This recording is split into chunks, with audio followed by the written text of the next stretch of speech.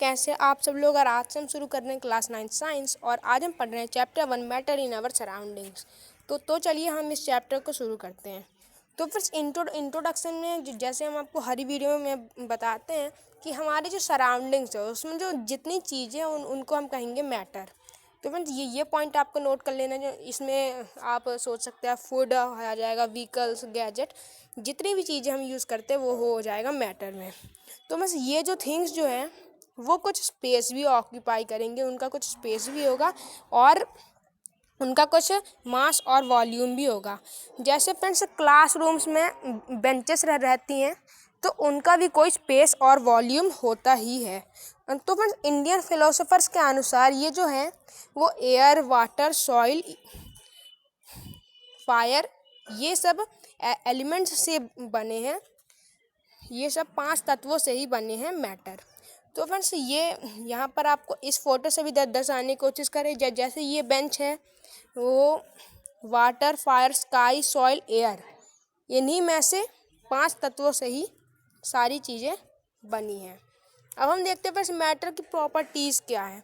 तो फ्रेंड्स हम सब जानते हैं कि मैटर जो है वो छोटे छोटे पार्टिकल्स से बना हुआ है जिनको कहते हैं एटम्स। और एटम्स मिलकर मॉलिक्यूल्स बनाते हैं जो उसके बाद मैटर को जन्म देता है। ये जो पार्टिकल्स और मैटर है फ्रेंड्स उनकी कम प्रॉपर्टीज़ होती हैं। जैसे मैटर जो है फ्रेंड्स वो पार्टिकल्स से हमने अभी जाना। The particles of matter very small in size. आप जितना सोच सकते हैं उससे भी बहुत छोटे होते हैं। The particles of matter have space between them. उनमें बहुत कम स्पेस भी हो सकता है, ज़्यादा स्पेस भी हो सकता है, और वो कंटिन्यूअसली मूव करते रहते हैं और वो एक दूसरे को अट्रैक्ट भी करते हैं। Experiments that proves properties of matter. तो बस हम कुछ एक्सपेरिमेंट्स करेंगे। पहला एक्सपेरिमेंट है कि हमको एक वाटर ग्लास ले लेना है जिसमें पानी भरा हो और ग्लास में वाटर का लेवल मिक्स कर देना है। वाटर के लेवल को हमें नोट कर लेना है। उसके बाद वाटर जो कि ग्लास में उसमें हमें शुगर मिलानी है। तो जैसे ही हम शुगर मिलाते हैं फ्रेंड्स वो जो लेवल ऑफ वाटर है जो वो मार्क्ड लाइन जो हमने मार्क किया उससे ऊपर जाता है। तो उसके बाद हमें एक स्टीयर लेना है और उस सॉल्यूशन को स्टीर करते रहना है। उसके थोड़ी देर बाद जो शुगर जो है वो डिज़ोल्व हो जाती है और ओरिजिनल मार्क्ड लाइन पर पानी फिर से आ जाता है।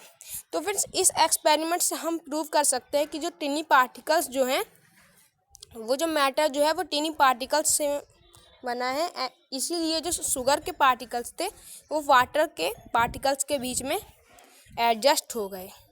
तो फ्रेंड्स ये दोनों इंटरमिक्सिंग ऑफ पार्टिकल्स जो हमने अभी देखी कि शुगर के पार्टिकल्स और वाटर के पार्टिकल्स मिक्स हो गए उसको हम कहते हैं डिफ्यूज़न।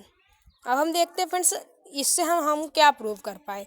ऐसे में फ्रेंड्स हमने इस एक्सपेरिमेंट से प्रूव किया कि मैटर पार्टिकल्स से बना है और वो छोटे छोटे बहुत हैं और उनके बीच में स्पेसेस भी हैं।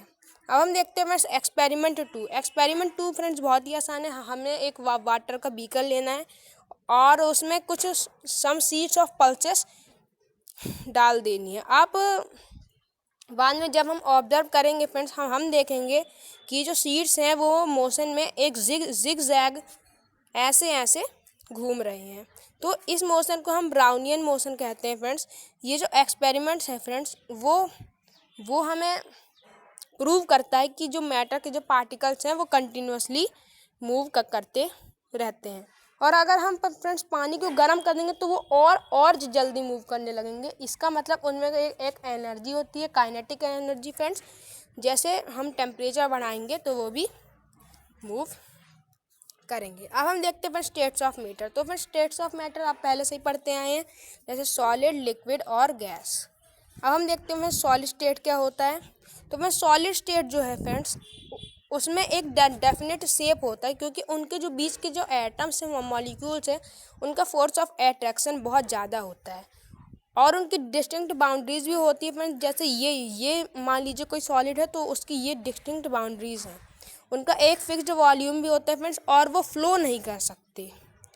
और फ्रेंड्स उनकी जो कंप्रेसिबिलिटी है वो भी बहुत स्लो होती है क्योंकि उनके नेबरिंग मॉलिक्यूल्स के बीच का डिस्टेंस बहुत कम होता है।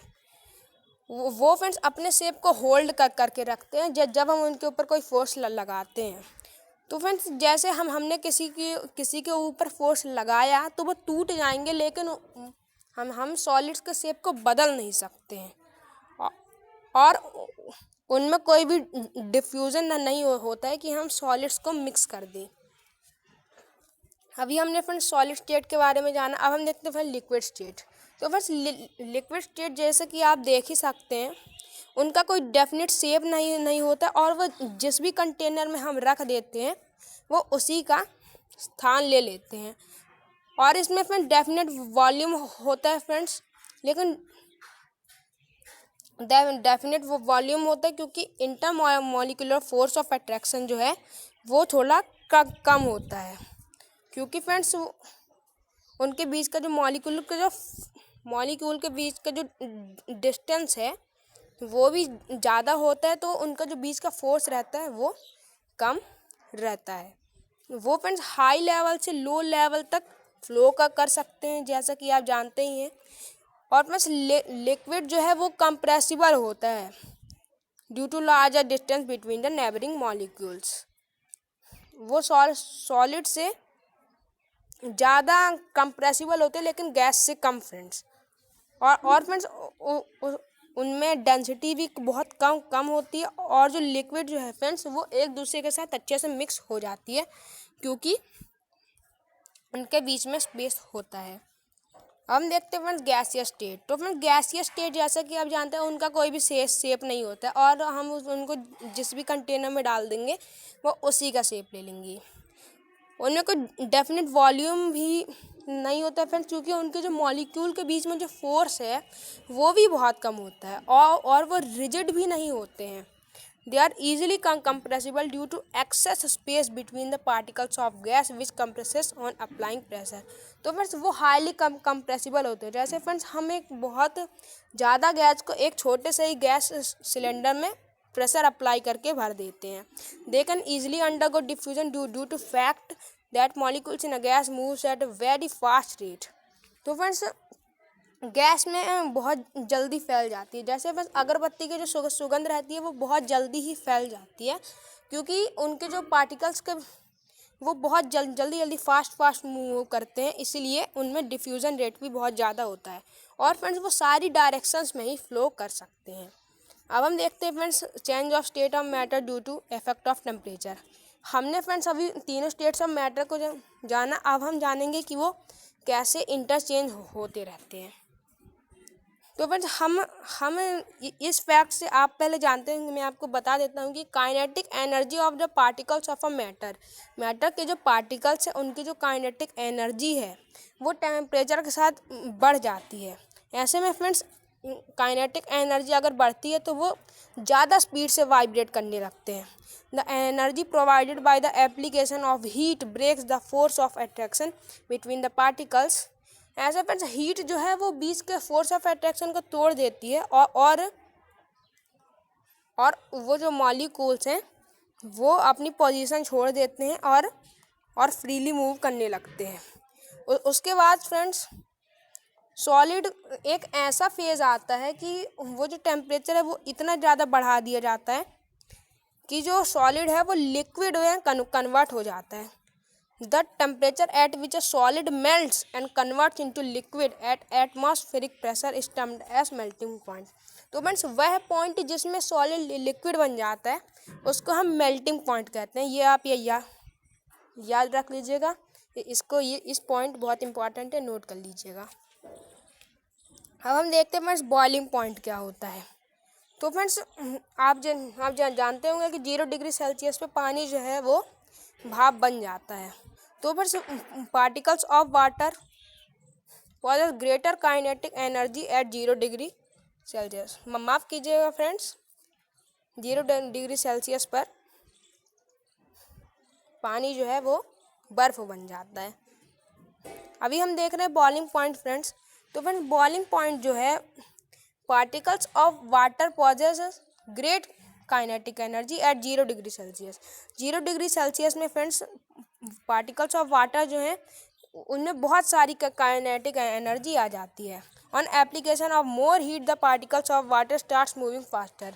जैसे मैंने फ्रेंड्स, अगर हम टेम्परेचर और हीट ज़्यादा देंगे तो जो पार्टिकल्स जो हैं वो ज़्यादा तेज़ी से मूव करेंगे। At specific temperature the particles acquire enough energy to break free from the forces. जब उनमें इतनी एनर्जी आ जाती है कि वो फोर्सेस को ब्रेक कर सकते हैं तो वो अलग अलग हो जाते हैं। At this temperature the liquid start changing into gas. ऐसे में फ्रेंड्स जो लिक्विड है वो गैस में चेंज होने लगता है। और फ्रेंड्स जिस पॉइंट पे लिक्विड गैस में चेंज होने लगता है उसको हम बॉइलिंग पॉइंट कहते हैं। और फ्रेंड्स वो एटमॉस्फेरिक प्रेशर पर ही होना चाहिए। अब हम देखते हैं फ्रेंड्स कि इन तीनों स्टेट्स में अंतर क्या है। ये आप ज़रूर याद रख लीजिएगा, आप इसका स्क्रीनशॉट भी ले सकते हैं। जैसे शेप जो है उसका एक फिक्स्ड शेप है, और लिक्विड्स का कंटेनर का ही शेप ले लेते हैं, और गैसेस जो हैं वो भी कंटेनर का ही शेप ले लेते हैं। सॉलिड्स का वॉल्यूम भी फिक्स्ड है, लिक्विड्स का भी वॉल्यूम फिक्स्ड है, गैसेस का वो कंटेनर के लिए उनका वॉल्यूम चेंज होते रहता है। फ्लूइडिटी है यानी फ्लो होने की क्षमता, सॉलिड्स में वो फ्लो नहीं होते, लिक्विड्स में फ्लो हो जाते हैं, और गैसेस भी फ्लो हो जाते हैं। कंप्रेसिबिलिटी, या जैसा हमने जाना कि सॉलिड जो हैं उनको हम कंप्रेस करेंगे तो वो टूट जाएंगे लेकिन कंप्रेस नहीं होंगे, इसलिए उनको हम कंप्रेस नहीं। लिक्विड्स को हम उतनी आसानी से कंप्रेस नहीं कर सकते, और गैसेस जो है वो भी ईजी टू कंप्रेस होते हैं। जैसे मैंने आपको गैस सिलेंडर का एग्जांपल दिया। आपको आज का वीडियो को कैसा लगा फ्रेंड्स? अगर अच्छा लगा तो वीडियो को लाइक और चैनल को सब्सक्राइब कर दीजिए। आप अपने स्टडी ग्रुप में भी आप शेयर कर सकते हैं। Thank you very very much friends. आगे का चैप्टर हम जानेंगे अगले वीडियो में। Thank you, bye.